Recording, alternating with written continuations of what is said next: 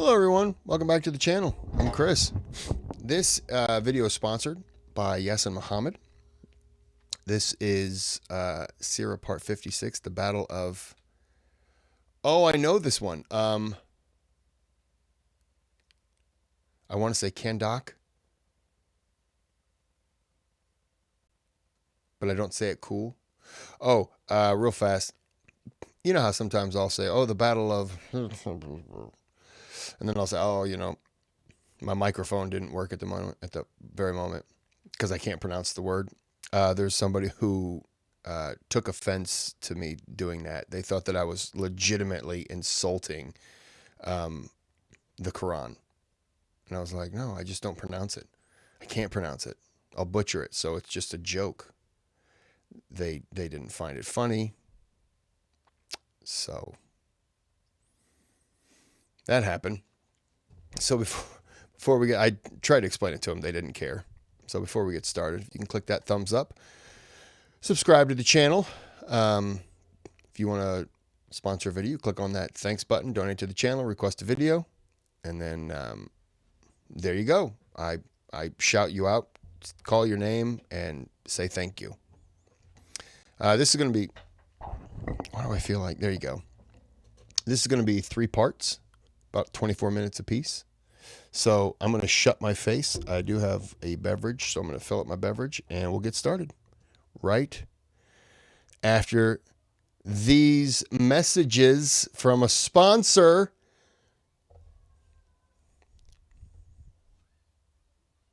I don't have a sponsor to the video. Thanks, Yasin Muhammad. I'll plug whatever you have going on. So there you go. You had nothing, I got nothing. Video.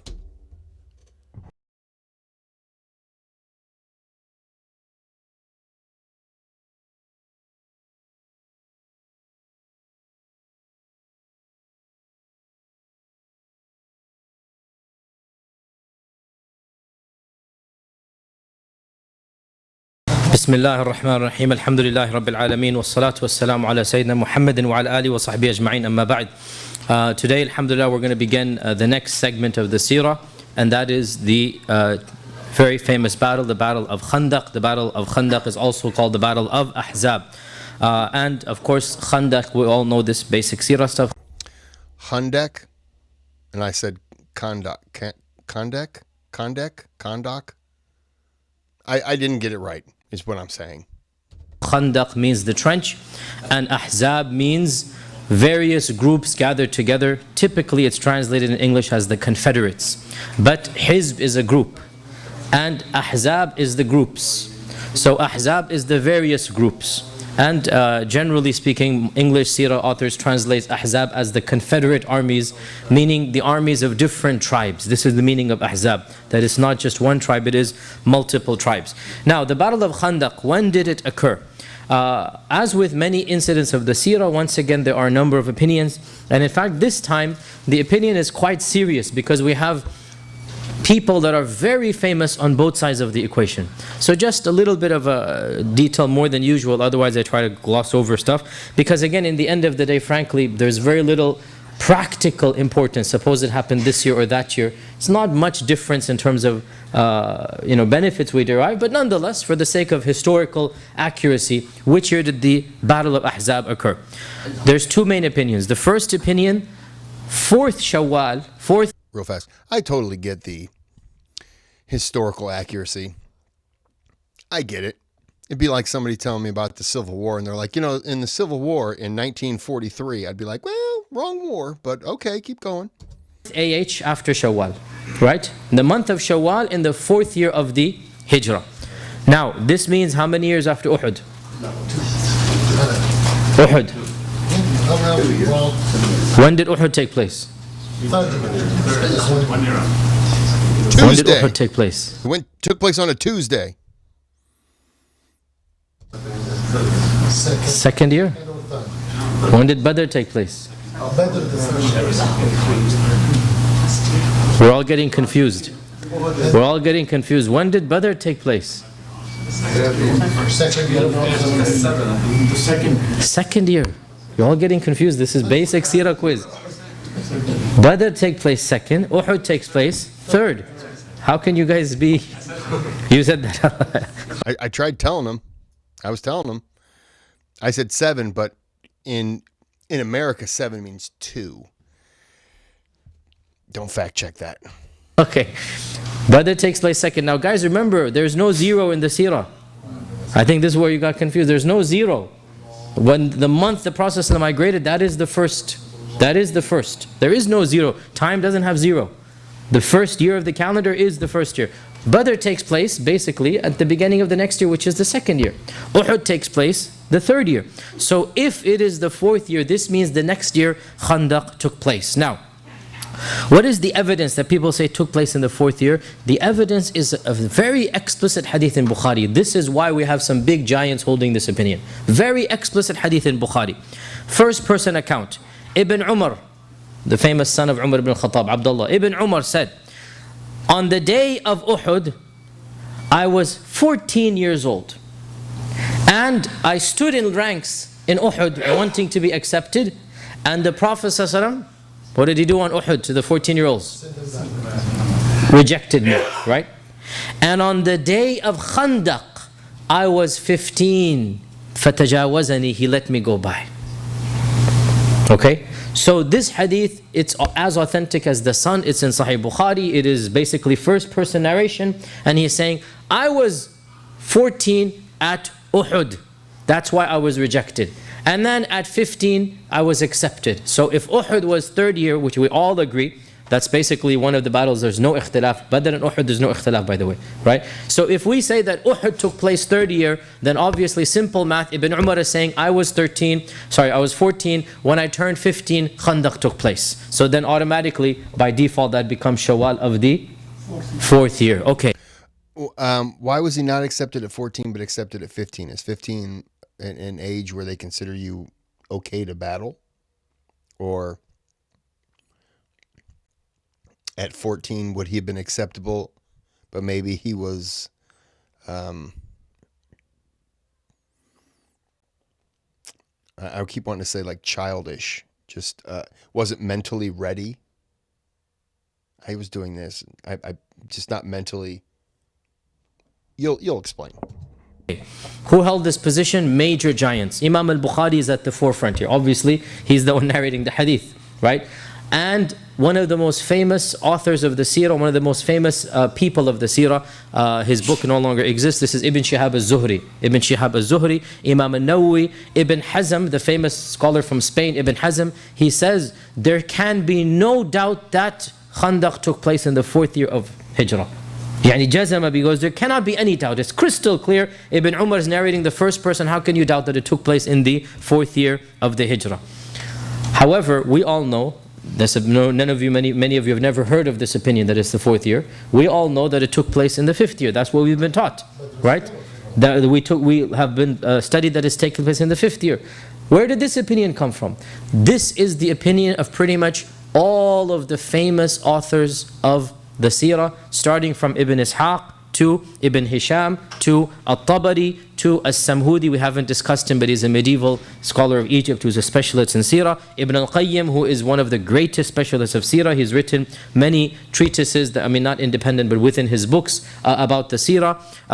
Basically, anybody who's basically famous amongst the scholars of Seerah, the specialists of Seerah, they pretty much all agree it took place in Shawwal of fifth year.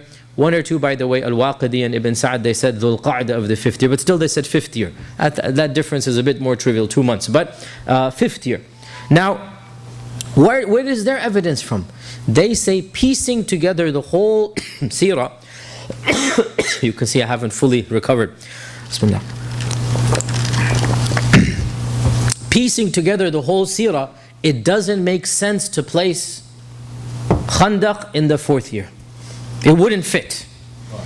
This is their point. So they're using a little bit of rationality against an explicit athar, an explicit statement of Ibn Umar, right? So people like Imam al-Bukhari and Ibn Shihab al-Zuhri, they really want to stick with the statement as close as possible. Ibn Umar said 14, 15, we add 1 year. But others are more willing to try to see if we can find a meaning, make sense of this, how can it be? And they say, that in the fourth year, this was the second promise of Uhud. Remember at the end of Uhud what happened? They said we're going to meet again. Right? This is called Badr al-Sughra, the promise of Uhud, right? How then could Khandaq have taken place? And they also mentioned Sa'd ibn Mu'adh. Now one of the key factors, Sa'd ibn Mu'adh, by unanimous consensus, Sa'd dies right after Khandaq.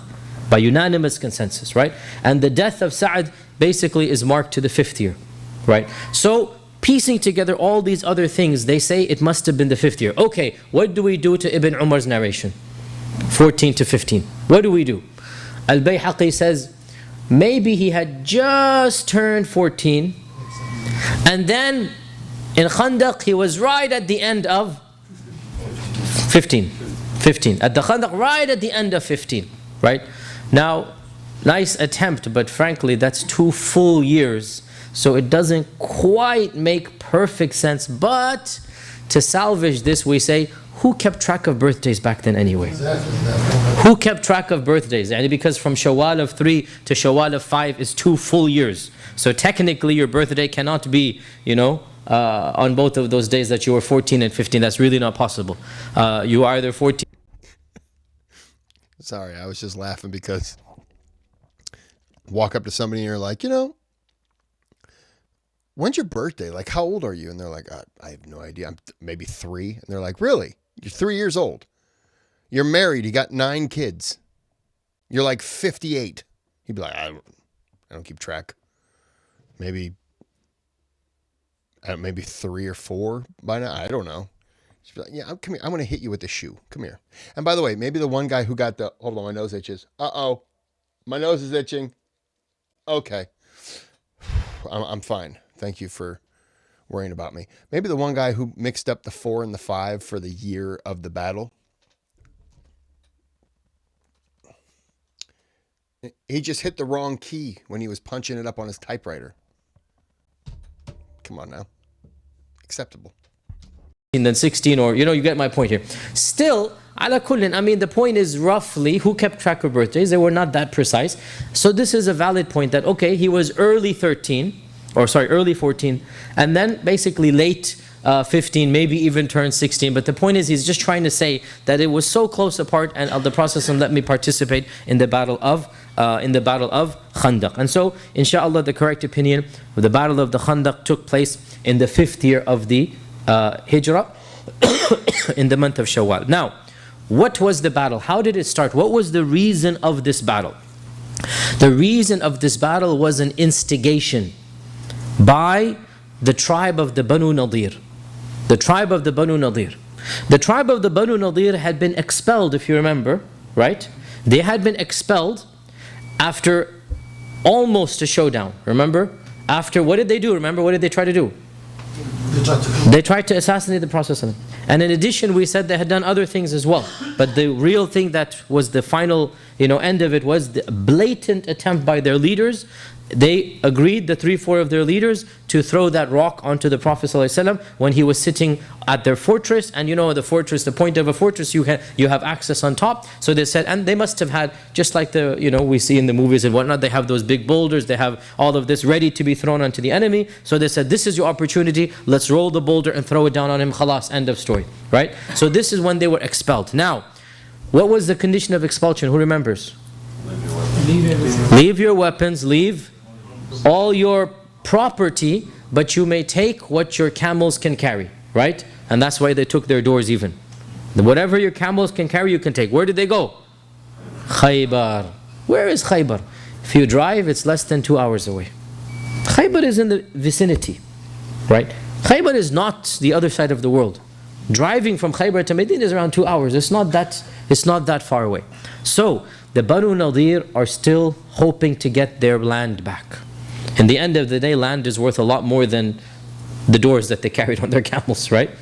They had a lot of wealth. They had acres and acres of land. They had entire plains of date fields. This is worth, literally multi-millions of dollars. And what they took was worth tens of thousands. They've impoverished now. So they're greedy to get their land back. So what did they do? They sent an official delegation to Mecca.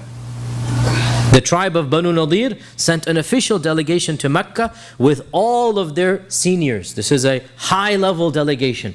And the names are given in the books of Seerah. We've only come across some of their names. Salam ibn Abi al-Huqayq, Huyay ibn Akhtab, who is the father of Safiya. She's the one who the Prophet eventually marries. Her father is one of the leaders of the tribe. And all of the other names are mentioned. And they send an official delegation composed of all of the noblemen to go to the Quraysh, and they ask them that let's cooperate together.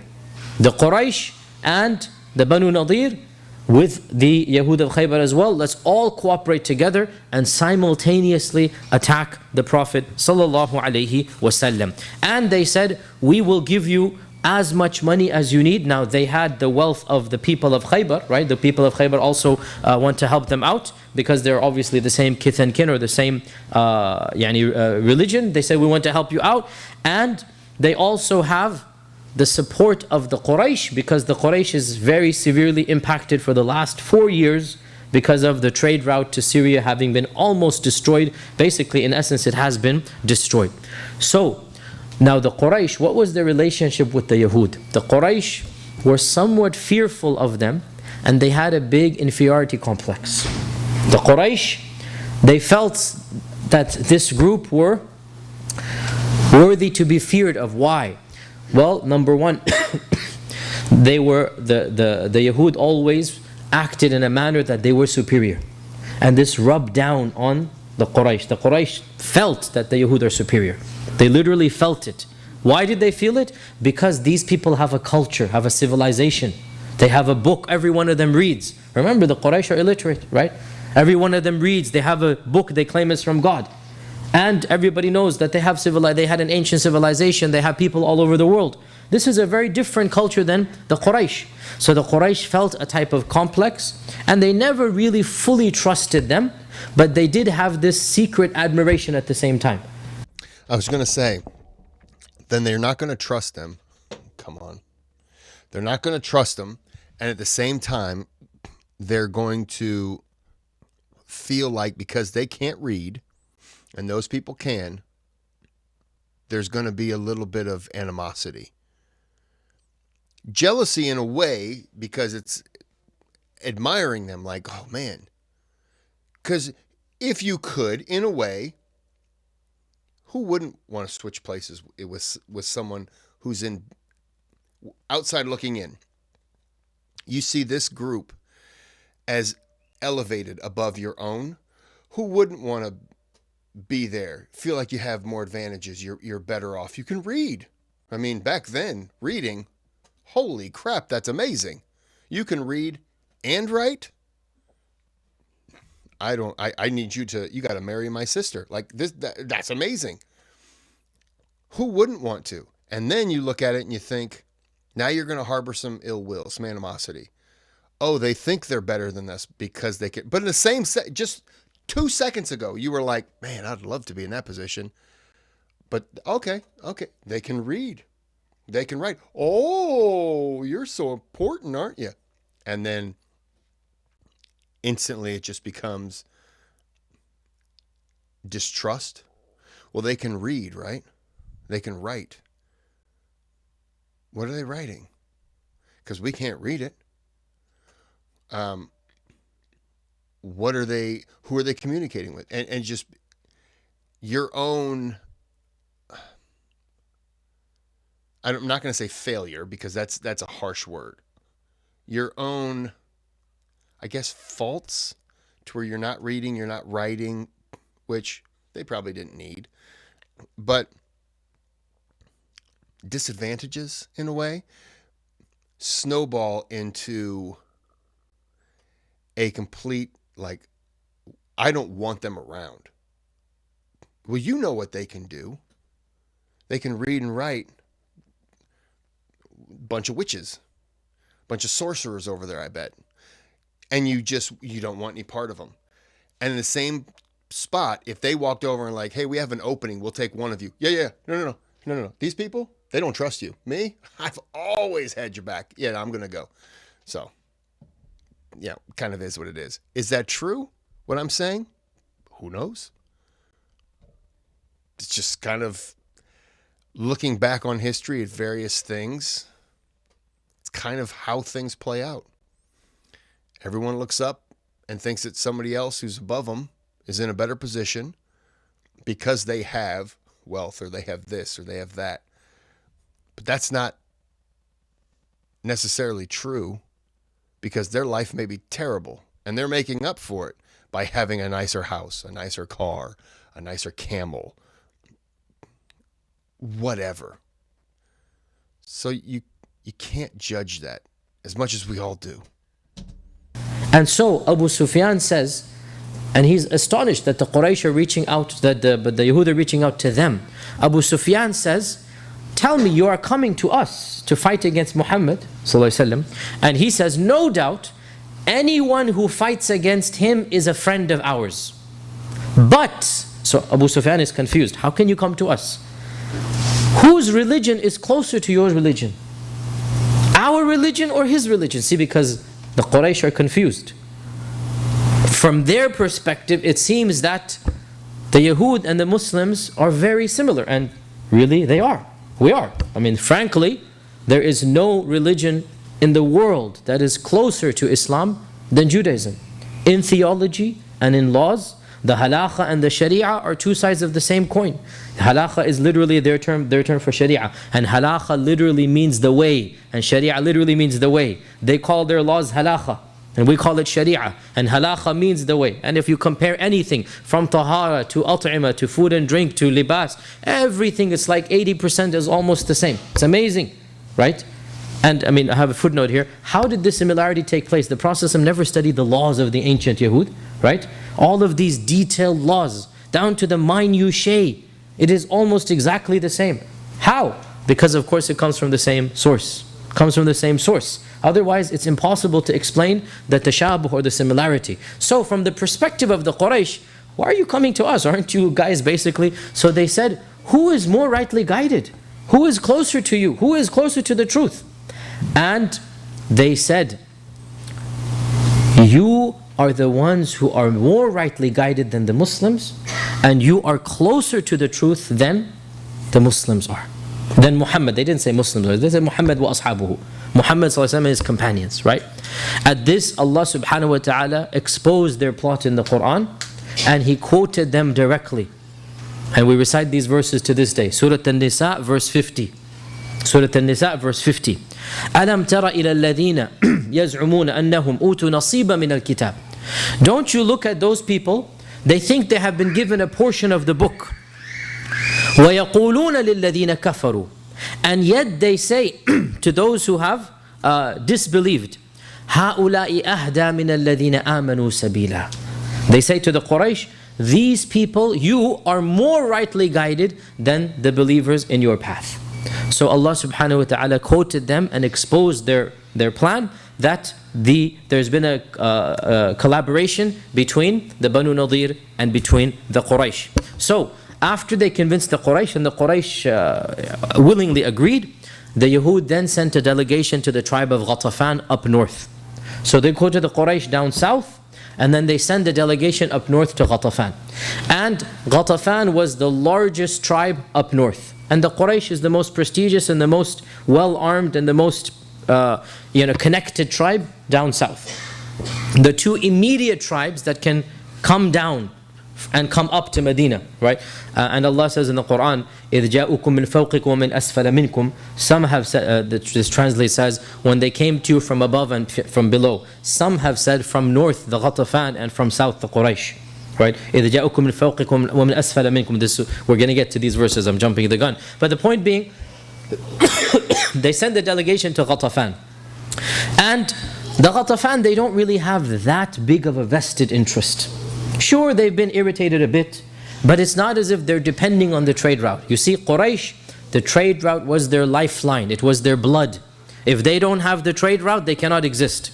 Right? As for the Ghatafan, no doubt they benefited, but they don't have the lifeline of the caravans. That's the whole point of the Quraysh. رِحْلَةَ الشِّتَاءِ وَالصَّيْفِ. Only that tribe needed it. So the Ghatafan needed convincing. They're ambivalent. They're not ruling it out, but they need to be convinced. So they offered them the only thing they know how to offer: wealth. And they said, we will pay you half of the produce of Khaybar for 1 year. That's a fortune. Half of the produce of Khaybar for 1 year for this one battle. Basically, they hired mercenaries. Basically, they bribed them to come and attack.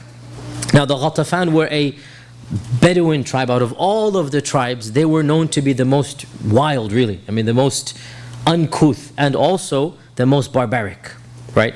So, this is actually a win-win for them. They get the money, and the Banu Nadir wants a wild tribe.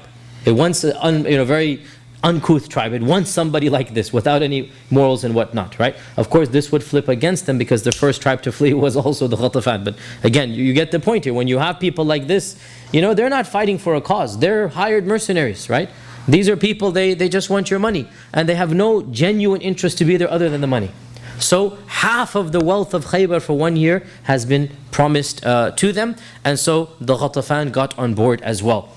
When the Ghatafan and Quraysh both agreed, now the Quraysh sent out delegations to the smaller tribes that were affected by the trade route. And these were, the names are mentioned here, the Banu Asad, the Banu Sulaym, the Banu Murrah, the Ashja', the Banu Kinana. Each one, they're asking them for help, for madad, and each one of them is doing something. Either they send them weapons, or they send them 15, 20 or 100 people, or they send them, this was very common, they would send their slaves.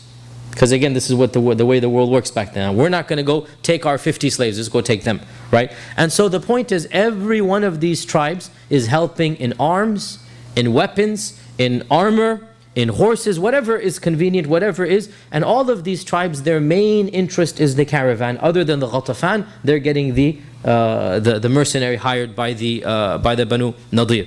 Now, this really was a win-win situation for all of these groups, at least so it appeared. For all of these groups, it's a win-win situation. For the Quraysh, it's literally an offer coming out of nowhere. Falls down right into their lap. They're looking for a way to get back to the Prophet ﷺ. And Uhud was not a victory. The year after Uhud, the second Badr turned out to be, they gave an excuse. They weren't able to go. They themselves are worried about another confrontation. They have seen the bravery. They have seen the fearlessness of the Muslims. And they don't want to meet them again. They're not qualified just by themselves to meet them again. So out of nowhere, the Banu Nadir comes and they say, Khalas. Now, when the Banu Nadir comes on board, by the way, not only will money come, very important, food. The Quraysh are not farmers. The Quraysh do not have access to much food. The Banu Nadir are at Khaybar. And dates are like a manna from heaven for the Arabs at that time, right? You can just pack it and take it in the desert and it'll last for the longest time, and that you can subsist for many days off of dates, right? So they will get lots of supplies for future events as well. That's the whole point here. It's a win-win situation. As for the Banu Nadir, they realize that they don't have the manpower to fight alone. And they are not as skilled in the arts of war. What were the Banu Nadir and the Banu Qaynuqa and what was their main tactic? Fortress. The main tactic was defense. You can't attack us because we had a fortress. End of story. What are you going to do? The fortress is thicker than your horses. How long we have all the dates we need. We have all. What's it? The Banu Nadir, their main defense mechanism was impenetrable, right? And that was the concept of just having a fortress. As Allah says in the Quran, we quoted this last time, وَظَنُّوا أَنَّهُمْ مَانِعَتُهُمْ حُصُونُهُم مِّنَ اللَّهِ. They thought that their fortresses could protect them against Allah. They thought their fortresses could protect them against Allah subhanahu wa ta'ala. They don't have any fortresses. It's all been conquered. So they're not going to fight by themselves. And of course, Allah subhanahu wa ta'ala mentions in the Quran about them and their ilk. ضُرِبَتْ عَلَيْهِمُ. Okay, hold on. Wait a second. They thought their fortresses would be safe from Allah. But every fortress they had been conquered.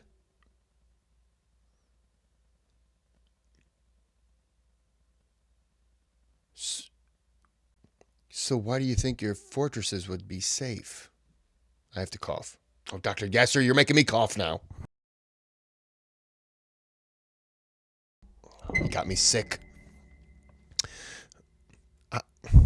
If you're Hello. How are you doing? I didn't. I'm trying to record here. There's Netflix. Apologies. So I guess I'm confused. If every fortress they've had was conquered, why would they feel like they're safe behind a fortress? Because they have dates. And I don't mean female companions. Hey-oh. Give me those ribs. I'm going to poke them. I mean, sorry. I'm just making myself laugh now.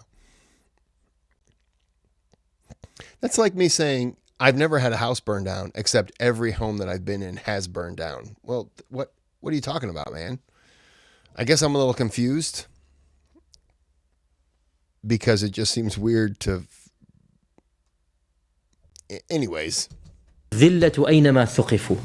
Wherever they are, wherever they go, they are in humiliation. Wherever they go, they are despised. Right? Why? How so? إِلَّا بِحَبْلٍ مِّنَ اللَّهِ وَحَبْلٍ مِّنَ النَّاسِ. Except if they get some... Now, habl, yani, literally it means a rope, right? But the meaning here is type of protection or madad, yani some type of protection. Unless Allah Azza wa Jal gives them some help from His qadr, or other people help them out. They cannot stand independently. They always have to get the help of others. And this is the reality as really history itself has demonstrated. So the Banu Nadir, they reached out to the Quraysh and they got the help from the Quraysh. And this is what the reference is, that they need this habl min al-nas. They need this help from the people, or else they cannot do anything. As for the other tribes, we explained that some of them, they were affected by the trade, but primarily the Ghatafan, it was basically the money that was promised. And also, by the way, skirmishes have started. We already talked about what happened, the Bi'r Ma'una and all of these. Skirmishes have started between northern tribes and the Quraysh. And there's already tension is mounting, so no doubt they're thinking long term, and again it's a win-win situation. Might as well just get rid of this potential rising force once and for all. And there's no doubt that one of the combining factors was hatred of this new religion, right? Just sheer hatred. This is a new religion, it's something not our forefathers, we don't want anything to do with this. So these are all of the reasons for the battle of Khandaq. Now, Abu Sufyan, of course... You have to understand, they didn't like this new religion because they really appreciated worshiping things like little wooden statues of Santa Claus or elves or Elvis Presley. They were big fans of worshiping those things, which makes a lot of sense because I've always thought whenever I needed something... a little wooden statue of Elvis Presley was who I would vote for, is who I would definitely pray to. A little wooden statue of a peanut butter and jelly sandwich. That does a lot. So you got to understand, there's a reason for it. If you ever, I want a little wooden statue of a peanut butter and jelly sandwich. That's what I want to carry that around in my pocket now. Of course, took charge because again he not to worship it, but just to pull it out and go, check it out. It's a little wooden statue of a sandwich, and just to have people look at me and go, what's wrong with you, man? What? Is the senior most military commander and one of the senior noblemen. There were other nobles that were alive that were of a similar prestige as Abu Sufyan, but Abu Sufyan was the most potent warrior. He was the most the fighter amongst them, so he is put in charge of the entire Khandaq, just as he was put in charge of Uhud 2 years before this. And Ibn Ishaq mentions an estimate that they were around 10,000 men, and this is the number that is put in the books of Seerah. Obviously nobody took statistics, obviously nobody is doing there are no journals or whatnot, but you get the point that they were quadruple or triple or quadruple the quantity of Muslims, right? All of the people of Medina could not have been more than 2,500 men. They could not have been more than 2,500 fighting men. And you have even if it's quadruple, even if it was 7, 8,000, there's simply, no way that you're getting Ghatafan, you're getting the Quraysh, you're getting the Banu Sulaym, you're getting all of these tribes. All of them are marching to Medina. This is an unprecedented situation. And in fact, it is unprecedented in the history of the Arabs. Now, we also see another thing happening. And that is, all of the Arabs are uniting under two banners. The banner of Islam and the banner of Kufr. We're going to pause it there, and we will be back with part 2 of 3. Everyone's gathering under two banners. Not Bruce Banner. And then the Incredible Hulk banner. No. Not happening. Sorry. Sometimes I just say stupid things and it just entertains me. I'm sorry. All right. Well, we'll be back with part 2. But I have to get some dinner. So until then, have a good day. Have a good night. Nope, that's the wrong button. So we're going to do it all over again. We're going to restart the entire video so we can do the outro properly. Have a good day. Have a good night.